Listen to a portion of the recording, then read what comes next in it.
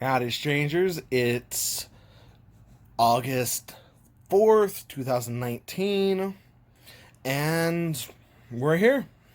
So, I'd like to start off by saying this is going to be another video that I have a question at the end, and it goes into the theming of the video. You've already seen the title, so I want to get into this. For starters, I am not going to be saying anything about the Minish Cap, but I will be reviewing every other Zelda game. And the reason for this is I've never finished the Minish Cap. It's the only Zelda game that I've never finished, other than Triforce Heroes. But I know enough about that game to give it a decent opinion on it. And let's just start at the very beginning. The Legend of Zelda, the original, was a fantastic game for its time. It has not dated well. You need a strategy guide to beat it if you haven't memorized everything. And it's a huge pain. I've played all the way through it, and I found it to be a fantastic game when I was younger, but playing other Zelda games since then, it's kind of been good for its time. I'm not going to say it's a bad game, but it is not aged well. Now, Zelda 2, on the other hand, I'll give them a solid attempt, and it gave us some of Link's attacks in Smash Brothers, but another game where you need a strategy guide or just hope that you understand what they're saying.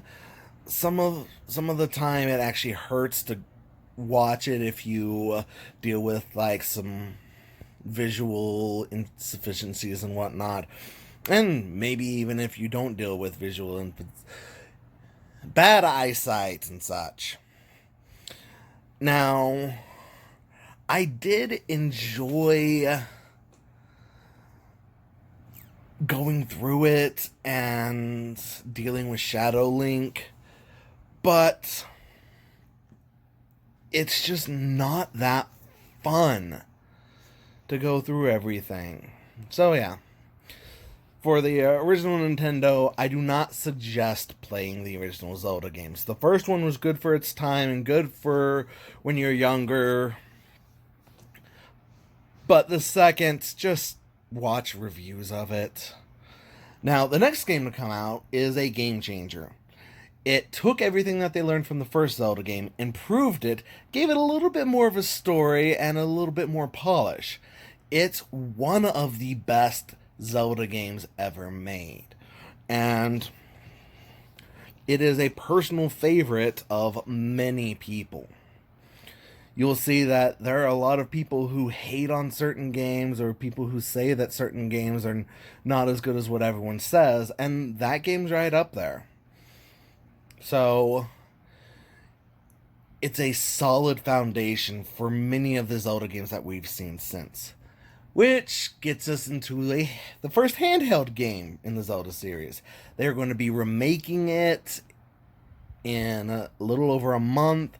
I'm excited for the remake, but it was the perfect handheld game. And the remake that they did, or the director's cut of it, was great as well. Added a little bit more content and turned it into a color game. Seriously, Link is, well, trapped on an island, the Konolit Island, and he has to find a way out of it. Very simple story, but it's chock full of great times.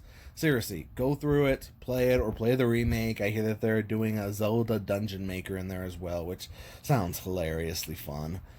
But this is where things go a little sour. Legend of Zelda Ocarina of Time for the Nintendo 64 was, well, it was the introduction to 3D in the Zelda world, or the Zelda franchise. And you know what? It's fun. there are a lot of people who say it's the best game ever, and I believe that they're wrong. I think that it's not a terrible game, but it's not as good as people think it is. I do believe that there's a lot of nostalgia blindness going on with this. But, that being said, it's still a fun game. If you haven't played it, I highly suggest playing it. Either the N64 version or the version that they made for the 3DS. Either way, it is a good game. Next is my all-time favorite game. It is still just as flawed as Ocarina of Time. It has the same flaws in gameplay. But the story, on the other hand, is wonderful. It's a dark, foreboding game. It doesn't take itself as seriously as Ocarina of Time, which was one of Ocarina's many failings. It took itself too seriously. Whereas Majora's Mask, despite being a very dark game, it's, well, cheeky and fun. It knows what it is, and it has fun with it. But it doesn't go too far into serious or silly. I mean, at one point you are fighting to save a girl from aliens because they keep on stealing her cows. And then the next minute, you could be giving a hand coming out of a toilet random pieces of paper because it really needs to go. Or at least needs to wipe. And the next minute, you could be going into the backstory of the Skull Kid and how he was always bullied and looked down upon and such. I mean, that's a very basic way of describing it, but it has great aspects. Now, from there, we have Oracle of Seasons and Oracle of Ages. If you didn't play both, you were kind of missing out, but they were both good as standalone games. Now, Oracle of Ages dealt with time, so you could move time back and forth. Oracle of Seasons dealt with the seasons, so you could change seasons. And it just really connected on just about everything you can think of. It was a good game, or two good games, and connecting them together gave you more content. I really enjoyed how you could collect rings in the game, and the rings could, like, change up the gameplay. Like, make it easier, make it harder, or make Link, like, his 8-bit counterpart, which was kind of cool to watch. And so, it's good. Now, the next game to come out was Wind Waker. And a lot of people did not like Wind Waker when it came out because they were expecting a dark, gritty game. I mean, we had Majora's Mask, and then we had the Space World. Well, I guess it was a teaser, a Space World tech demo, I believe that's what they call it. And so everyone was expecting this very realistic looking game, and we got cel-shaded cartoon. It's a beautiful game, and because of its cel-shaded look, it's aged really well, despite the fact that there is a HD version. The HD version added things to it to make it a better game, but that was essentially just fixing some of the flaws that people complained about and adding just a bright coat. There wasn't much that really needed to be done with it. It's still a wonderful game, and it has the best final battle in any Zelda game.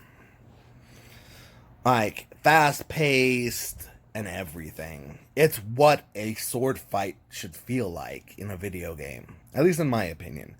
And the next game to come out is Twilight Princess. Again, a lot of people hate on this game for being a watered down Ocarina of Time, but I think this game is a lot better than Ocarina of Time simply because it has more character to it. Yeah, there's a few things that are a bit iffy, but going through and just enjoying everything in Twilight Princess is really good. Midna is by far my favorite companion in any Zelda game. But that leads me to the Phantom Hourglass, which is a direct sequel to Wind Waker. Now, it's not a bad game, it's just the Phantom Hourglass is like the place that you need it in is not a fun place to return to.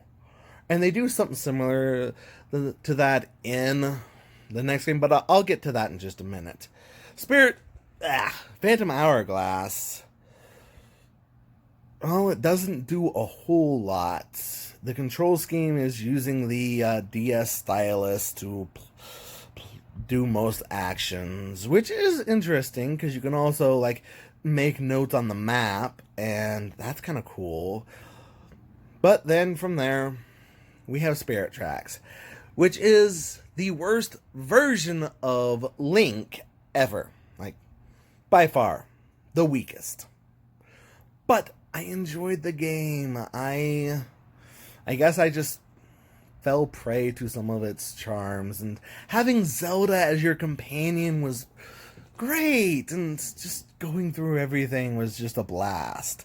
But it has the same failings as Phantom Hourglass. It has an area that you return to multiple times, and it's kind of boring in that. But the final battle's not bad. Going against a phantom train, it's kind of fun to do. Not gonna lie, kind of fun to do. But going through the train, dealing with stuff like that, I mean, it's not the worst, but it's not the best either.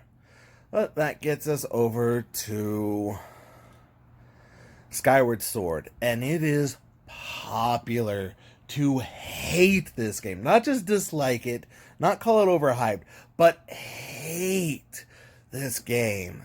And yeah, the motion controls and such, you can complain about that all you want, but it's fun to slash at your enemies.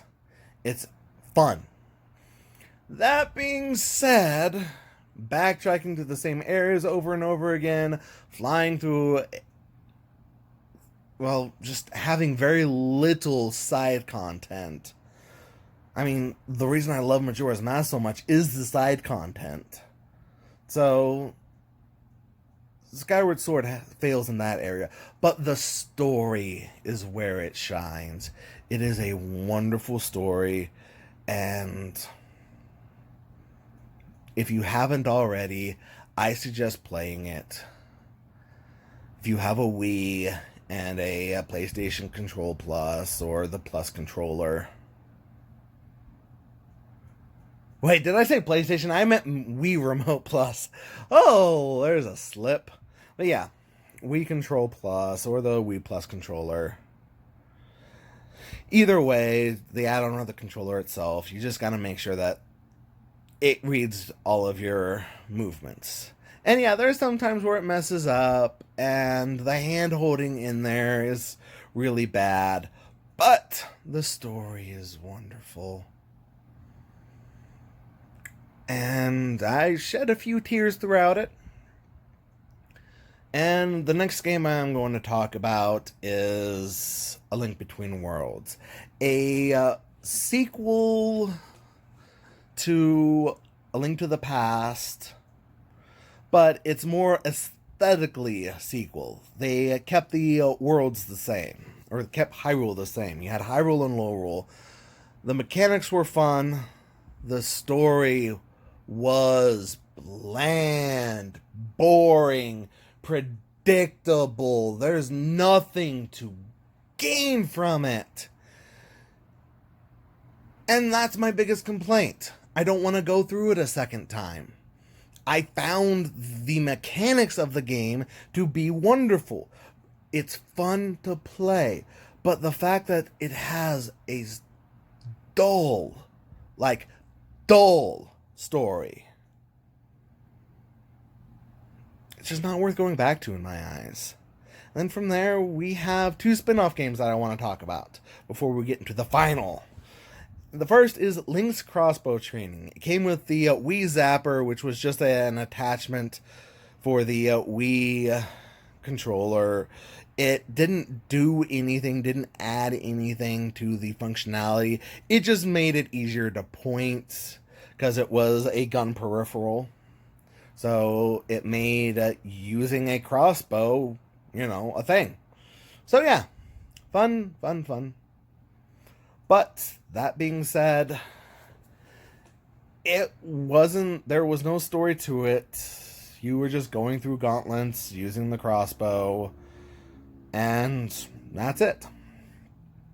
But the next spin-off game is amazing.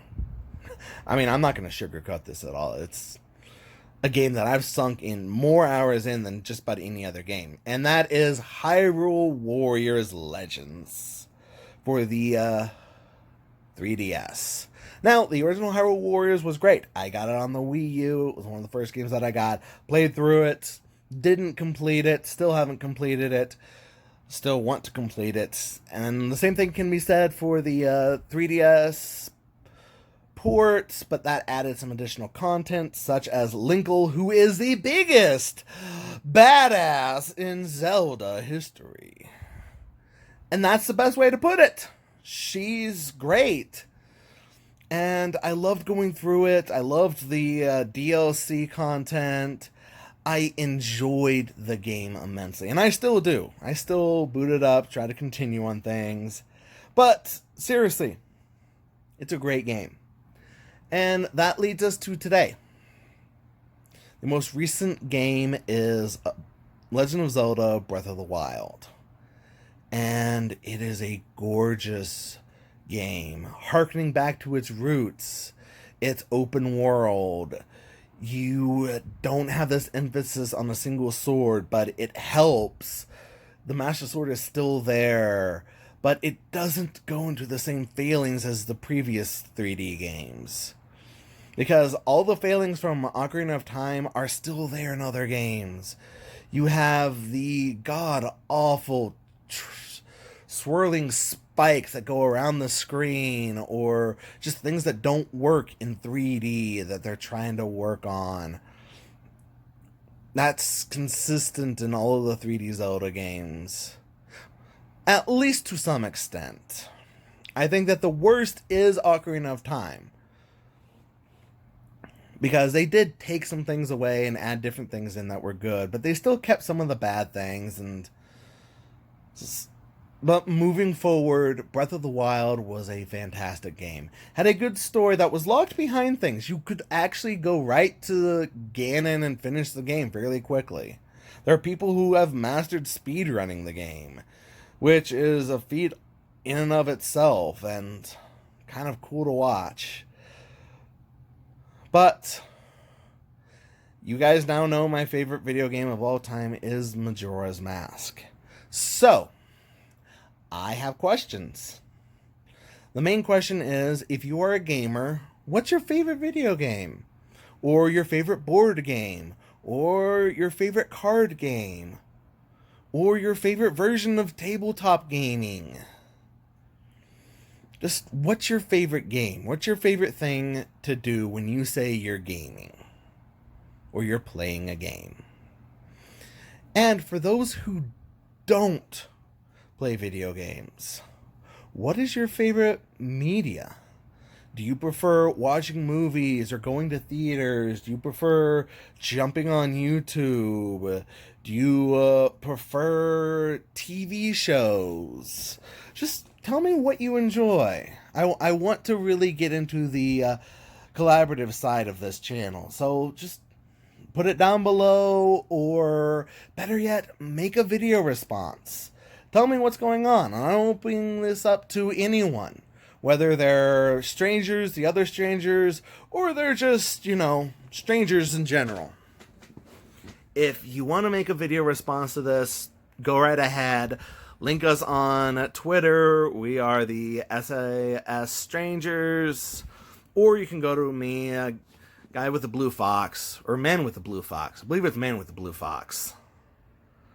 But you'll be able to link it to me on there, or just put it on our Facebook channel, Facebook page. Anyway, this video is over 20 minutes long. Thank you all for watching me ramble on about video games. DFTBA. Bye-bye.